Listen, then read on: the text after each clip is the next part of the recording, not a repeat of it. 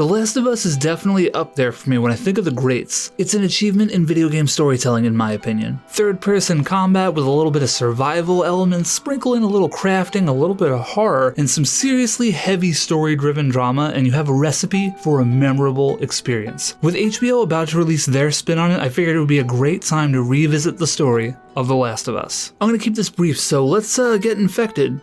Wait, that didn't come out right. Meet Joel. He's a handsome single father living in Texas with Sarah, his 12-year-old daughter. The year is 2013. Born of Osiris just put out Tomorrow We Die Alive, and everything is fantastic. Except there's this fungal outbreak which infects roughly 60% of the world. Joel links up with Tommy, his brother, and the three of them attempt to flee the city. As they hit the city limits, they encounter a soldier who is ordered to kill them. Reluctantly, the soldier opens fires. They do a big tumble down the hill. It's a lot of fun. Tommy comes in with the kill shot, but Sarah got hit and dies in Joel's arms. And that, ladies and gents, is exactly how you start a video game.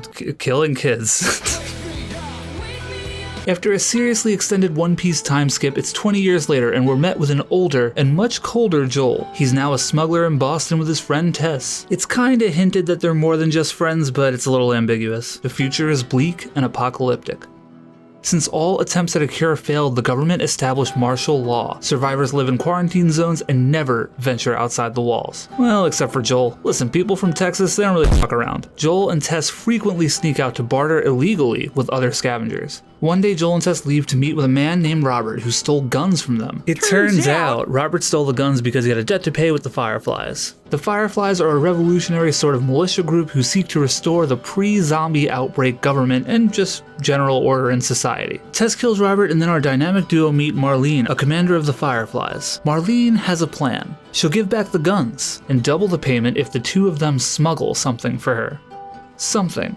Ellie. It's Ellie. Ellie is the something. Ellie is a 12-year-old girl, and let me tell you, she is nothing at all like Joel's dead daughter. There's no symbolic elements there whatsoever. The nail is not being hit on the head. After a scuff with some soldiers, it's revealed that Ellie is indeed infected. But she's a unique case. She's had her bite for 3 weeks, and on average it only takes about 2 days for someone to change. Ellie seems to be unaffected, and that may be the key to finding a cure. Now there is a prequel DLC that gives you the whole backstory of how Ellie got bit, and I don't know, I kind of thought it was boring. It was like a walking simulator, so I'm not really going to get into that in this video. Just know that she was with her friend at a mall, they got bit. There you go, I saved you a couple hours. It's kind of like the Han Solo movie, like who needed that? The group continues on to the meetup only to find that the Fireflies who were supposed to pick up Ellie are already dead. Joel feels like they failed and that they should return home, but Tess has a monkey wrench to throw into his whole plan situation. On the trip, Tess had been bitten. Tess's last request to Joel is to bring Ellie to his brother Tommy, the guy we met at the beginning of the game. Tommy used to be a Firefly, and he might know what to do. Tess stays behind, providing cover to Joel and Ellie so that they can escape. Joel takes Ellie to an old friend, Bill. The trio get into a bunch of wacky hijinks. Bill gives them a car, and they begin a road trip towards Pittsburgh. Unfortunately, they're ambushed by hunters. As they flee, they meet Sam and Henry. They really hit it off. See what I did there? The four agree to work together to escape. They escape towards the suburbs and arrive at a radio tower where they rest up for the night. The next morning, we learn that Sam had been bitten, and he's turning. Of course. I swear, this zombie trope will never die. Unlike Sam and Henry, they both die. I actually don't know why I'm making a joke out of this. This part of the game actually made me really sad. Maybe I'm depressed.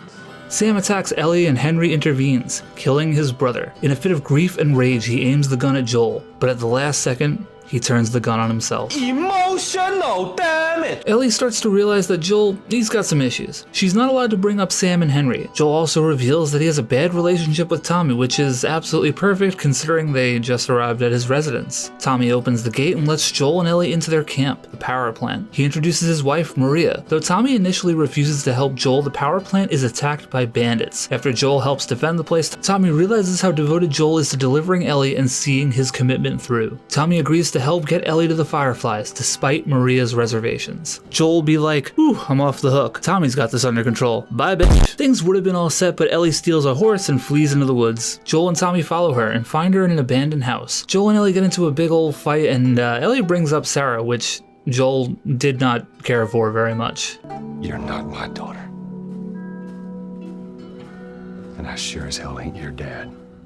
Emotional damage. As they yeet the bandits in the area, they head back to the power plant where Joel has the time to think about what he said. He has a change of heart and tells Ellie that he'll take her to the Fireflies. Joel and Ellie part their ways with Tommy. Joel and Ellie make their way to the Fireflies lab within the University of Eastern Colorado. It becomes obvious that the university has been abandoned for some time, but they find a recorder explaining the current whereabouts of the Fireflies. Of course, because nothing is ever easy or straightforward, they're attacked by a group of scavengers. As they escape, Joel is pushed off a balcony and impaled by a metal beam on the ground. Ellie shoots the scavengers and helps the wounded Joel escape. After some time, Ellie starts to feel they're safe, but Joel is wounded and he's bleeding badly.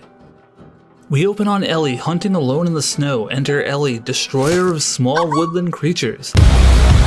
During her hunting trip, she finds a shit shack where she meets David and James. She begs them for antibiotics for Joel, who's still recovering from his injury. James leaves, but David stays behind trying to befriend the skeptical Ellie. They're ambushed by the infected and manage to fight them off. David reveals that the group who attacked them at the university were indeed his men. James returns with the antibiotics and David lets her leave without any issues. Ellie returns and gives the antibiotics to a severely ill Joel, but she soon realizes that David's group tracked her down to the shack. She leaves Joel behind and attempts to throw off her pursuers by riding the horse away from the shack. David catches her, knocks her out, and they kill the horse. Ellie wakes up in a cage only to see James carving up a human body. David attempts to befriend Ellie once more, but I don't know, I could be reading into this a little too much, but it seems like Ellie was kinda turned off by the whole carving up human bodies thing. Yeah, they're cannibals, and as far as I'm aware, human meat is not vegan. Oh my god, ew, David! After a fruitless conversation, David concludes he will cut her up into Tiny pieces. Back in the shack, Joel wakes up to see that Ellie is gone. He freaks out, killing some of David's men. He captures 2 of them and tortures them until they give up David's location. Back with James and David, they wake up Ellie and throw her onto the butcher table. Ellie struggles and bites David, revealing that she's infected. The 2 men, they're kinda shocked. Ellie manages to grab a butcher knife and she gives it a nice new home inside James. She escapes, but David traps her in a restaurant. Ellie sneaks around trying to stab David as the restaurant catches fire. And let me tell you, this was probably my least favorite part of the game. This fight was a little annoying. By the end of the fight sequence, the 2 are knocked unconscious. As they come to, they have one last struggle which ends with Ellie hacking David apart with a machete. Joel finally makes it to the restaurant and reunites with Ellie, who sobs in his arms.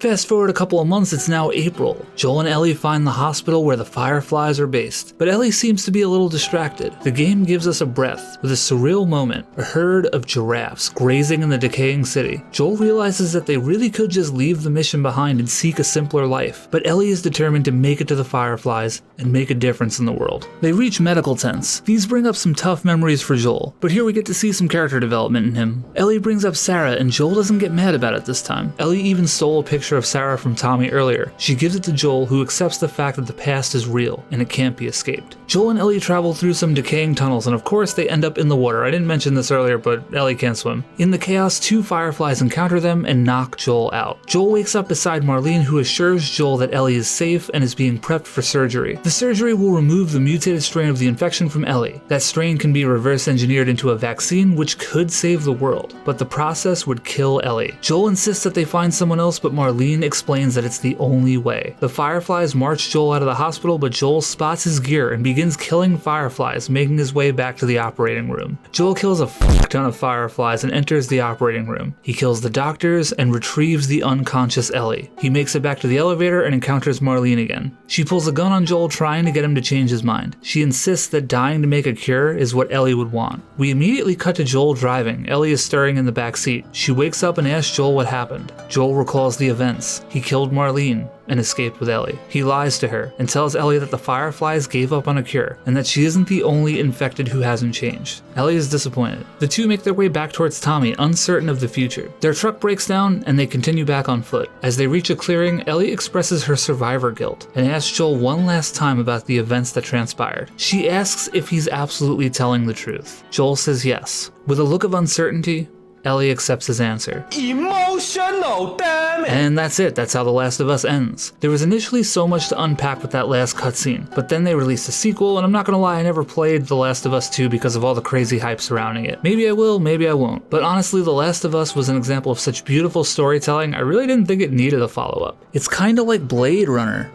Ridley Scott. To me, the ending screams that Ellie knows Joel is full of shit, but the question I'm left with is, will Ellie move on? Will their relationship decay and explode into violence? The Last of Us is a brilliant game. If you're at all into video games and somehow haven't played this one yet, it is definitely worth trying out. And hopefully HBO doesn't take a fungal-ridden infected shit all over this beautiful game. Hope you enjoyed the video, bye!